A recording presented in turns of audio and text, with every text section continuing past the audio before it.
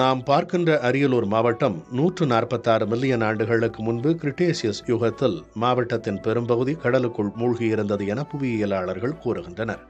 65,000 million ஆண்டுகளுக்கு முன்னாடி அரியலூர் மாவட்டம் கடலாக இருந்தது அப்படிங்கிறதுக்கு சாட்சியாக இருக்கிறது கதையோ கற்பனையிலையோ பேசுறது இல்லை. இது அறிவியல் பூர்வமாக ஆய்வு செய்யப்பட்ட இடம், அதுக்குண்டான ஆதாரமாக இருக்கக்கூடிய இடம்.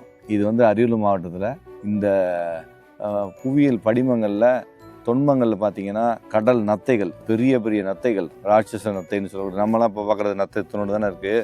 கடல் நத்தைலாம் பார்த்தீங்கன்னா இவ்வளோ பெருசு இருக்கும், அது மாதிரி பெருசாக இருக்கும். அது அப்புறம் டைனோசர், ஜுராசிக் பார்க் அப்படின்லாம் நம்ம படத்தில் தான் ரொம்ப ஃபேமஸாக பார்த்துருப்போம். அதனால் டைனோசர் முட்டைனா உடனே நம்ம ஆள் கற்பனையில் என்ன சொல்லுவாங்க, ஓ டைனோசர் முட்டைனா அப்போ ஆம்லேட் போடுற மாதிரி இருக்கும் போட்டு உடச்சி பார்க்கலாம் போட்டு. அப்படி இருக்காது. அந்த முட்டை அந்த கடல் நீர் உள்ள புகுந்ததுனால படிமங்களாக மாறி கல்லோட கல்லாக மாறி இருக்கு. பாருங்க, இது பார்த்தீங்கன்னா இந்த பூமி தோன்றி 65,000 மில்லியன் ஆண்டுகளுக்கு முன்னாடி ஒவ்வொரு அடுக்காக எப்படியெல்லாம் இருந்துச்சுங்கிறத இந்த கடல் நீர் உள்ள புகுந்து இந்த பகுதியில் எல்லாமே பாறைகளாக படிமங்களாக மாறி அப்படியே இருக்குது. ஆதாரங்கள் பூரா அங்கே சமர்ப்பிக்கப்பட்டிருக்கு. அரியலூர் மாவட்டத்துடைய கலெக்டர் அலுவலகத்திலேயே உள்ள இருக்குது. இம்மாவட்டம் முன்பு கடலாக இருந்து நிலமாக மாறியதால் தற்போது கனிம வளம் மிகுந்துள்ளது. கால்சியம், இரும்பு, அலுமினியம் உட்பட வேதிப்பொருட்கள் பல கொண்ட கடலடி வண்டல் இன்று உருமாறி சுண்ணாம்புக்கல், ஜிப்சம், படிக வகை பாறைகள் என நிலத்தடியில் நிறைந்துள்ளன.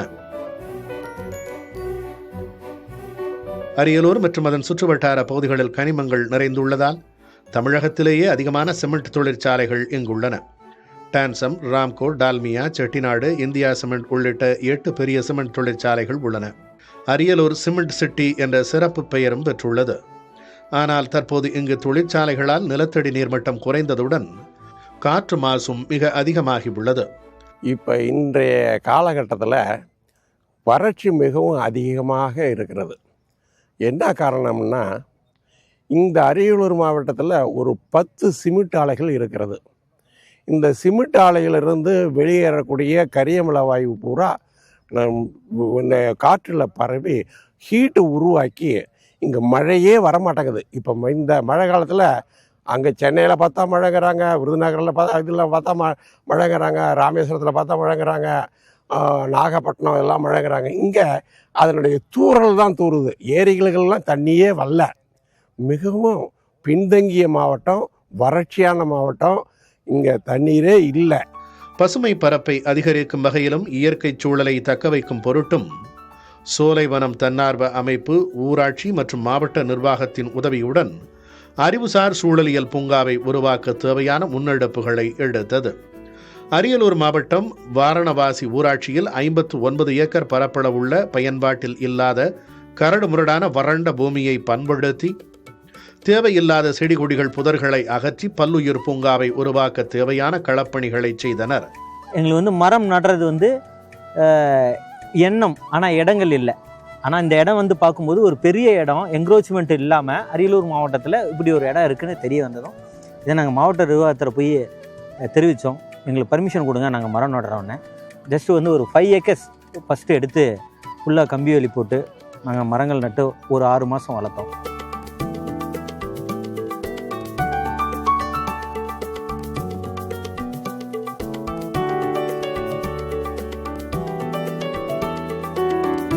அந்த 6 மாதம் வளர்ந்த அந்த மரங்களின் வளர்ச்சியை பார்த்துட்டு அடுத்தடுத்து எக்ஸ்னோரா எங்களுக்கு முன்னெடுப்பில் பார்த்திங்கன்னா ஒரு 27,000 மரங்கள் நடுறதுக்கு எங்களுக்கு ஸ்பான்சர் பண்ணாங்க. அந்த 27,000 மரங்கள் ஸ்பான்சர் பண்ணுற அந்த தொகையிலே நாங்கள் என்ன பண்ணோம்னா, முதல்ல 59 ஏக்கருக்கும் கம்பி வேலி போட்டுட்டோம். மரங்கள் நடுறதுக்கு முன்னாடி இது முழுக்க நாங்கள் என்ன பண்ணோம்னா கம்பி வேலி போட்டோம். எல்லா அமைப்புகளும், எல்லா கவர்மெண்ட் அதிகாரிகளையும் கூப்பிட்டு நாங்கள் மரங்கள் நட ஆரம்பித்தோம். இப்படி கொஞ்சம் கொஞ்சமாக மரம் நட ஆரம்பித்து இப்போ கிட்டத்தட்ட ஒரு 27,000 மரங்கள் நட்டிருக்கோம். வனத்துறை, எக்ஸ்னோரா இன்டர்நேஷனல் அமைப்பு, எம்என் காயத்ரி சேரிட்டிஸ் அமைப்பு, ஊர் பொதுமக்கள் மற்றும் இவர்களோடு புதிய தலைமுறை அறக்கட்டளை நம்மால் முடியும் குழுவும் இணைந்து களப்பணியை செய்தன. வனத்துறை சார்பில் மரக்கன்றுகள் கிடைக்கப்பெற்று நடவும் செய்யப்பட்டது.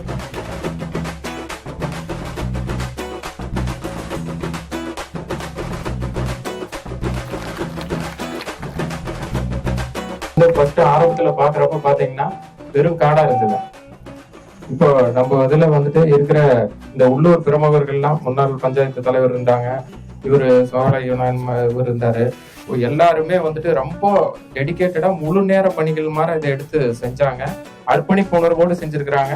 அதற்காக இந்த எக்ஸனரா அமைப்புக்கும் அதனை சார்ந்த அனைத்து தொண்டு நிறுவனங்களுக்கும் மற்றும் இங்க உள்ளூர் பிரமுகர்களுக்கும் இங்க இருக்கிற உள்ளாட்சி அமைப்புகளுக்கும் இந்த 100 நாள் வேலைக்கு வந்து அந்த இவங்கள இருந்த பணியாளர்களுக்கும் மற்றும் ஏனைய அனைத்து பொதுமக்களுக்கும் மாவட்ட நிர்வாகத்தின் சார்பாக வனத்துறைக்கும் நன்றியை தெரிவித்துள்ளேன்.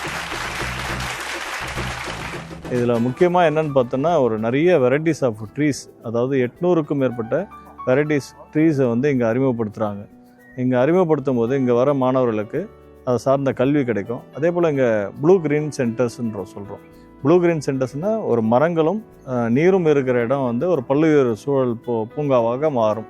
இங்கே சோலைவனம்ன்ற அமைப்பு, அதே போல் மாவட்ட நிர்வாகம் இது ரொம்ப க்ளோஸாக இதை விரும்பினதுனால நாங்கள் சென்னையிலேருந்து ஒருங்கிணைச்சி காயத்ரி சேரிட்டிஸோட நிதி பங்களிப்பில் இந்த வனங்கள் உருவாகிறதுக்கான முயற்சிகள் எடுத்தோம். கிட்டத்தட்ட இன்றைக்கு ஒரு நிறைவு தளத்தை எட்டியிருக்கு. இந்த வனத்தினுடைய நுழைவாயிலே இந்த பனை விதைகளை நடவு செய்து பல்லுயிர் பெருக்கத்தையும் மனித வாழ்வியலுக்கு தேவையான உணவுப் பொருளை வழங்கக்கூடிய இந்த பனை மரத்தினுடைய பயனை கருதி இந்த பனை விதை நடவு செய்யும் பணியை நமது திட்ட இயக்குனர் அவர்கள் தொடங்கி வைக்கிறார்கள். மேலும் மகிழ்ச்சியான தகவல் என்னவென்றால், நமது மாநிலத்திலேயே நமது மாவட்ட ஆட்சித்தலைவர் திட்ட இயக்குனர் அவர்களுடைய வழிகாட்டுதலின்படி 20 லட்சம் பனை விதைகள் நடப்பட்டு முதல் நிலையில் உள்ளோம். எதிர்கால சந்ததி இந்த மரங்களின் பயனையும் இங்கே தேவையான வன உயிரினங்கள் வாழ்வதற்கும் அனைத்து சூழ்நிலையும் உருவாக்க வேண்டும் எண்ணத்தோடு இந்த 50 ஏக்கர் பரப்பளவில் மரக்கன்றுகள் நடுவதோடு இங்கே வந்து நீர்நிலைகளையும் புனரமைத்து இங்கு நீர் சேகரிப்பு நிலையமும் ஏற்படுத்தி வச்சுருக்கோம். அந்த விதத்தில் இந்த இடம் வந்து மாவட்டத்திற்கு மிக முக்கியமான பல்லுயிர் பெருக்க ஒரு வனமாக உற்பத்தி செஞ்சுருக்கோம்.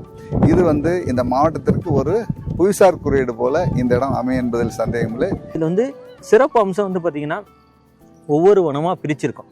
வண்ணத்து பூச்சிக்குன்னு ஒரு வனம், இசைக்கருவிகள் செய்யக்கூடிய மரங்களுக்குன்னு ஒரு தனி வனம், பல்லுயிருக்குன்னு, அதாவது பல்லுயிர் வம்பலுக்கு வந்து பார்த்திங்கன்னா சிறுதானியங்கள் வந்து அதுக்கு வந்து மிகப்பெரிய ஒரு உணவு. அதுக்காக வந்து ஒரு 1/4 ஏக்கர் வந்து சிறுதானியங்கள் மட்டும் விதைச்சி அந்த பல்லுயிர்களுக்கு வந்து உணவு காடாக வந்து அமைச்சிருக்கிறோம். அதே போல் வந்து வாழை வனம் ஒன்று அமைச்சிருக்கிறோம், பலாச வனம் அமைச்சிருக்கோம்.